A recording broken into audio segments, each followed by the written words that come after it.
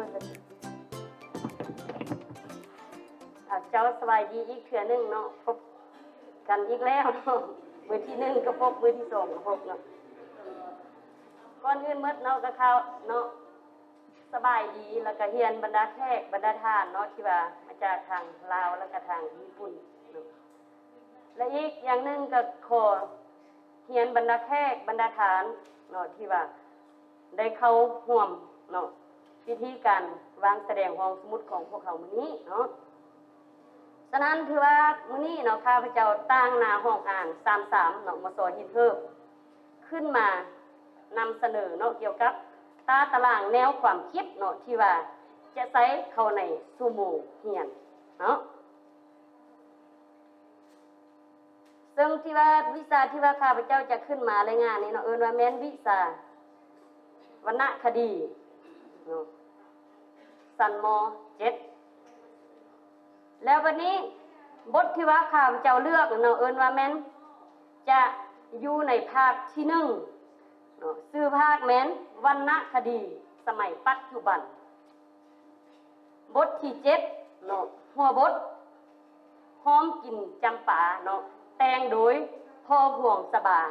สันม7จำนวนนักเรียนที่ว่าข้าพเจ้าเลือกนี่ทั้งหมดเนาะถือว่าจะแม่น36น้องเนาะแล้วใช้เวลาทั้งหมดในบทที่ข้าพเจ้ายกตัวอย่างนี้100นาทีเนาะถ้าว่าเทียบใส่ในเวลาส่วนจริงก็คือว่าแม่น2ชั่วโมงเนาะแล้ววันนี้เนาะจุดประสงค์ที่ว่าของข้าพเจ้าเนาะที่ว่าสอนในชั่วโมงนี้เนาะจะมีอยู่3จุดประสงค์หลักเนาะ1แม่นให้นักเรียนอ่านชีวประวัติย่อของนักกวีเนาะโดยเฉพาะก็แม่นนักประพันธ์พ่อพวงสบา2ให้นักเรียนสามารถอ่านเนื้อในบทกลอนเนาะแล้วก็บทประพันธ์3ให้นักเรียนรู้เกี่ยวกับการเปรียบเทียบในบทกลอนเนาะแล้ววันนี้ปัญหาที่2แม่นความต้องการของครูในบทนี้เนาะจะมีอยู่4ข้อหรือว่า4ปัญหาใหญ่1แม่นให้นักเรียนสามารถอธิบายเกี่ยวกับประวัติย่อของนักกวีได้เนาะ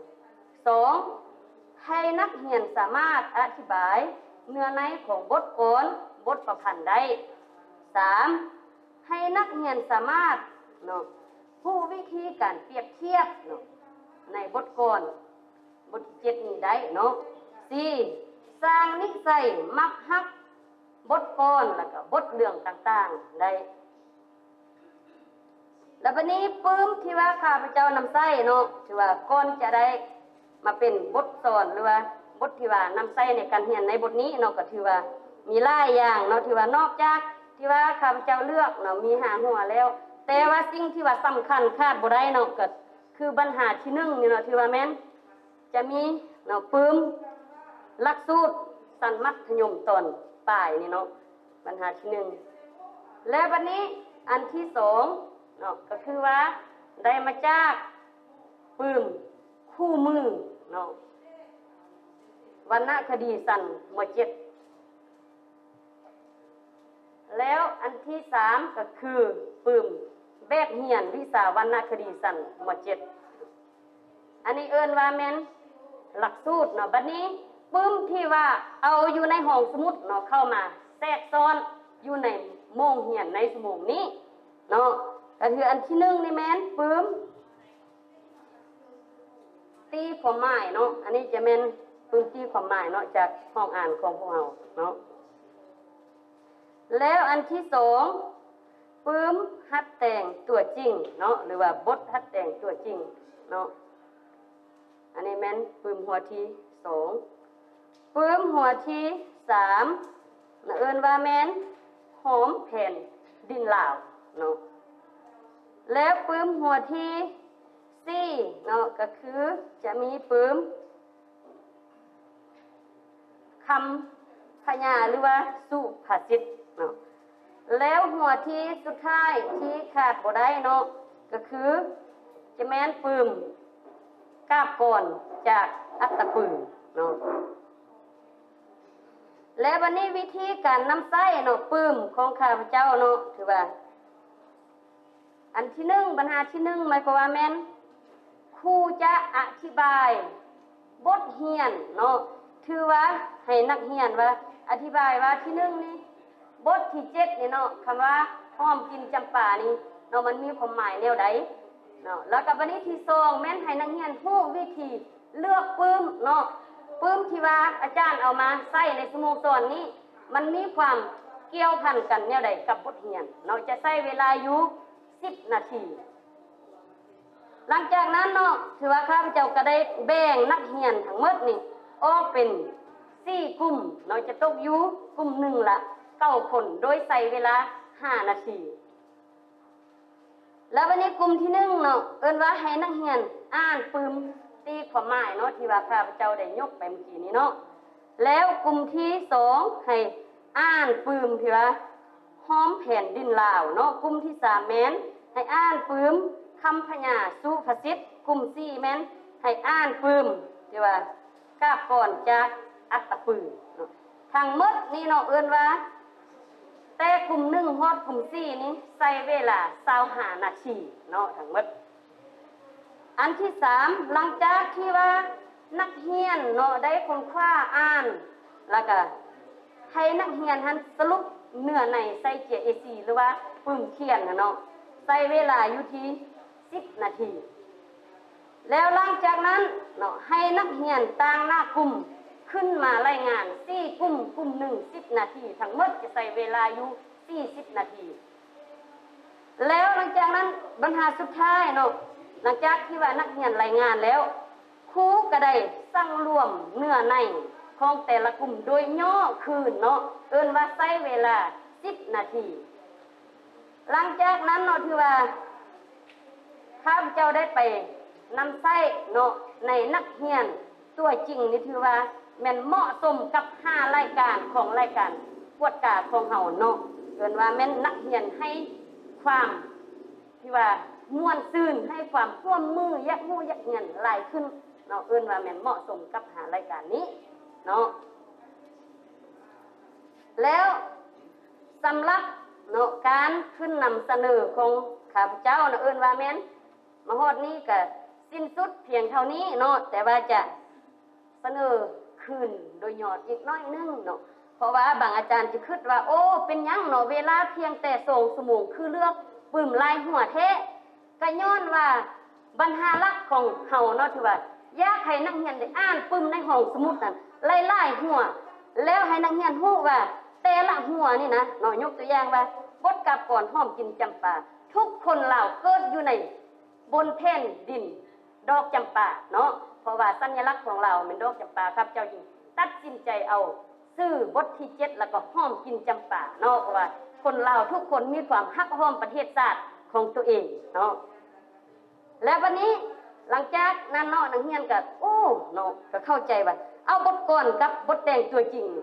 บัดเฮ็ดไปเฮ็ดมาสรุปมันได้เนื้อในและความหมายอันเดียวกันนี่เนาะนักเรียนให้ความสนใจหลายเนาะเพราะว่าที่ผ่านมานักเรียนบ่เข้าใจเด้เนาะว่าเอาปื้มน่ะยกตัวอย่างคำสุภาษิตคำพญายกตัวอย่างบทก่อนปื้มตีความหมายคือจังซี่มันสิเกี่ยวกับบทเรียนได้จังได๋เนาะแต่ว่าหลังจากนั้นเฮาก็ได้อธิบายให้นักเรียนว่าบ่ว่าบทก่อนหรือว่าบทประพันธ์บทเรื่องสั้นเรื่องยาวเฮาสามารถอ่านแล้วสรุปเนื้อในของมันเนาะเอิ้นว่าให้ได้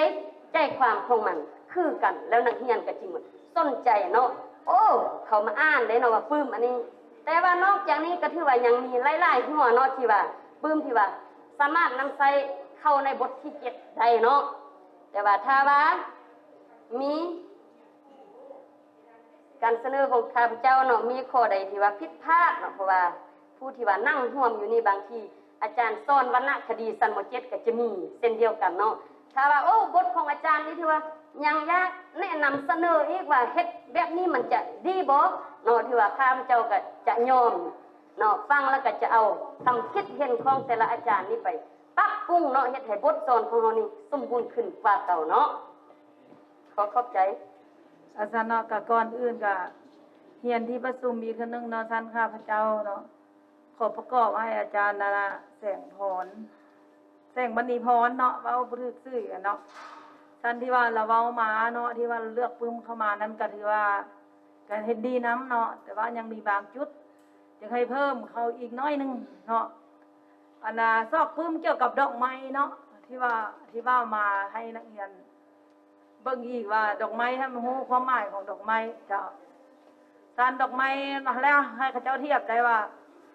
นี่แหละดอกให้รูปดอกจำปานะเนาะดอกไม้ดอกจำปาเพราะว่าให้เขาเจ้ารู้ได้ว่าดอกไม้ก็มีหลายชนิดแต่ว่าประเทศลาวเฮาแล้วแม่น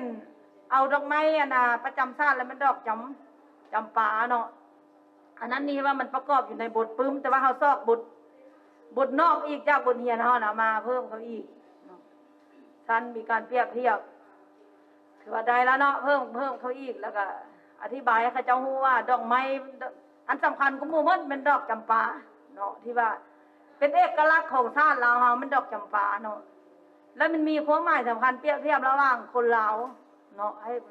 มันเป็นที่มาของคนลาวแต่ก่อนนะให้เขาเจ้ารู้เนาะ